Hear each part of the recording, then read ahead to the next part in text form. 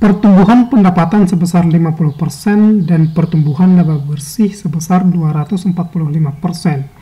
Inilah kinerja saham Budi yang bergerak dalam bidang produksi dan penjualan tepung tapioka dan produk turunannya.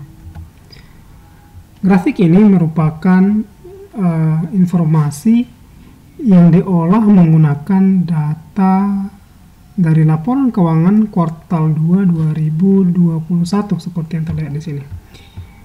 Ini data dari laporan keuangannya diinput ke Excel, kemudian kita mengkalkulasi dan menghasilkan rasio-rasio keuangan, dan kita juga bisa membuatnya grafik seperti ini. So, grafik ini dapat menceritakan banyak hal tentang perusahaan itu sendiri.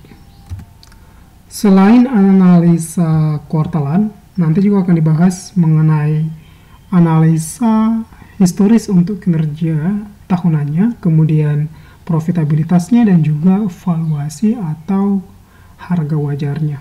Nah, di sini kita lihat bahwa sales, gross profit dan juga operating profit sama-sama meningkat sehingga meningkatkan pertumbuhan laba bersih sebesar 245%. Kita lihat salesnya meningkat dari 1,1 triliun sampai dengan 1,7 triliun. Kita lihat net profitnya di kuartal 2 2020 13 miliar dan di kuartal 2 2021 sebesar 46 miliar. Ini merupakan informasi yang kita peroleh dari laporan keuangan kuartal 2 2021, di mana kita melihat pertumbuhan yang cukup cemerlang. Akan tetapi, kalau kita melihat laporan kuartalan lainnya dan juga analisis historisnya, nantinya kita akan memiliki perspektif yang berbeda. Oke, di sini kita lihat untuk pertumbuhan tadi salesnya meningkat 50%, kemudian net profitnya meningkat sebesar 245%.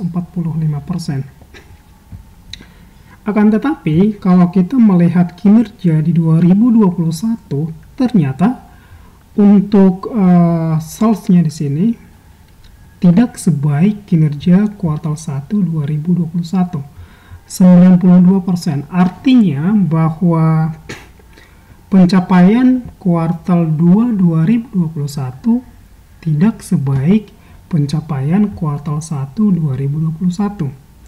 Jika ini mencapai 100%, maka hasilnya sama. Jika di bawah 100%, hasilnya lebih buruk dari pencapaian kuartal 1 2021. Dan bila lebih tinggi atau di atas 100%, maka hasilnya lebih baik ketimbang pencapaian kuartal 1 2021. Nah, kita lihat salesnya di sini 52%, gross profit 79%, operating profit 70%, dan net profit hanya 59%. Jadi sekarang kita memiliki perspektif yang berbeda ketimbang melihat tadi dari informasi laporan kuartalan kuartal 2 2021. Namun demikian, tentu kita tetap melihat pertumbuhan perusahaan yang cukup baik dan apabila dapat terus konsisten. Sekarang kita melihat historis kinerja tahunannya selama 10 tahun ke belakang. Kita melihat dari tahun 2011 sampai dengan tahun 2020, kemudian kuartal 2 2021. Nah, kita melihat grafiknya di sini, baik salesnya maupun net profitnya. Di sini menggunakan grafik ini, kita sudah dapat memperoleh gambaran yang cukup besar mengenai perusahaan itu sendiri. Nah, kalau kita hitung pertumbuhannya menggunakan rumus CAGR, maka hasil daripada pertumbuhan dari 2011 sampai dengan 2020 sebesar 0,95%. Kemudian kalau pertumbuhan labanya dari 2011 sampai dengan 2020 minus 0,54%. Di sini kita lihat pada tahun 2011 di mana salesnya biasa-biasa saja tetapi laba bersihnya melonjak tinggi. Nah, di situasi seperti ini kita perlu untuk melihat atau menelaah laporan keuangannya. Apa yang menyebabkan net profitnya meningkat sangat tinggi padahal salesnya biasa-biasa saja. Oke, kita lanjut ke profitabilitas. Setelah data dikumpulkan dan dikalkulasi, maka profitabilitas perusahaan dalam hal ROE, net profit margin, dan juga operating profit margin menunjukkan seperti berikut. Nah, tentunya setiap investor memiliki kriteria sendiri berkenaan dengan profitabilitas. Ada yang membuat profitabilitasnya harus sampai dengan 10% atau 20%, baru saham tersebut layak untuk dikoleksi. Jadi sifatnya sangat personal. Jadi ini merupakan datanya bisa dibaca sendiri dari ROE-nya, net profit margin atau margin laba bersihnya, dan juga return on sales atau operating profit margin. Well, terakhir akan dibahas mengenai valuasi perusahaan, apakah sahamnya murah atau mahal.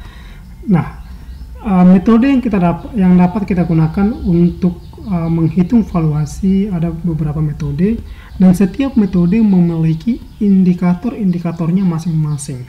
Di sini kita menggunakan metode relatif dengan indikator PEG.